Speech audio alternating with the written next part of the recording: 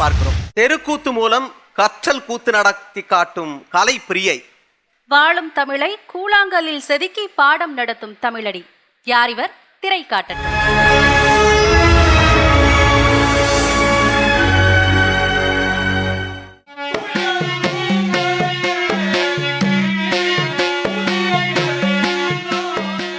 பெரிய காடு, அந்த காட்டுல நிறைய மிருகங்கள், அந்த மிருகத்தெல்லாம் சாப்பிடக்கூடிய ஒரு மனுஷன்.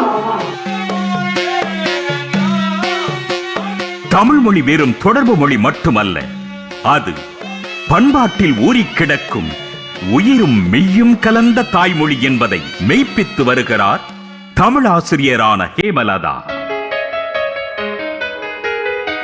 குன்னத்தூரில் தனது பணியை நிறைவு செய்துவிட்டு விழுப்புரம் மாவட்டம் அரசமங்கலம் அரசு உயர்நிலைப் பள்ளியில் உயர்தனி செம்மொழியை மாணவ செல்வங்களுக்கு செப்பிக் கொண்டிருக்கிறார் ஹேமலதா.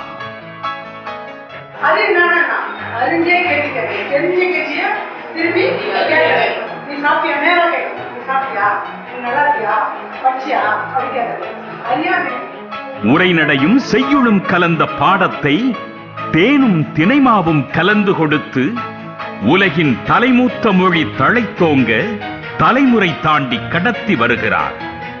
தமிழின் சிறப்பை மாணவர்களின் மனதில் விதைப்பதற்காக புதிய புதிய அவதாரம் எடுத்து எளிய வழியில் துலங்க வைப்பதே இவரது தனிச்சிறப்பாகும்.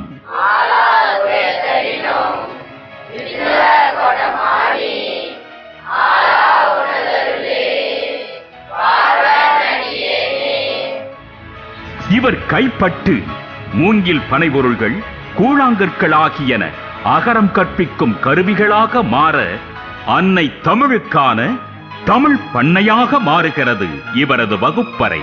படித்தவர்களால் மட்டுமே உச்சம் தொட முடியும்ன்றதுக்கு இந்த கான்செப்ட் வச்சிருக்கிறேன்.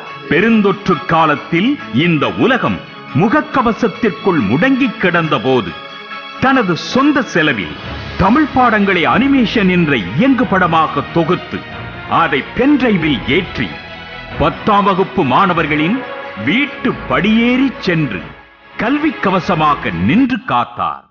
அத்துடன் நிற்காமல் சக ஆசிரியர்களுடன் கைகோர்த்து 21 நாட்கள் கொரோனாவுக்கு எதிராக தெருக்கூத்து மூலமாக விழிப்புணர்வு யுத்தம் நடத்தினார்.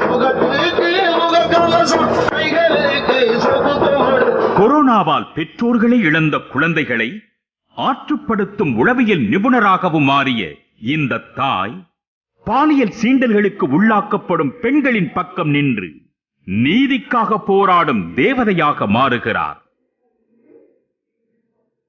பன்முகம் கொண்ட பண்பாளராக இருந்தாலும் தமிழ் ஆசிரியர் என்ற திருமுகமே பிரதமரின் மனதின் குரல் வரைக்கும் எதிரொலிக்கச் செய்யும் அளவுக்கு செம்மொழி வளர செவ்வனே துடித்துக் கொண்டிருக்கும் திருமிகு ஹேமலதா அவர்களுக்கு மொழி திறன் மேம்பாட்டிற்கான ஆசிரியர் விருது வழங்குவதில் பெருமிதம் கொள்கிறது நமது புதிய தலைமுறை.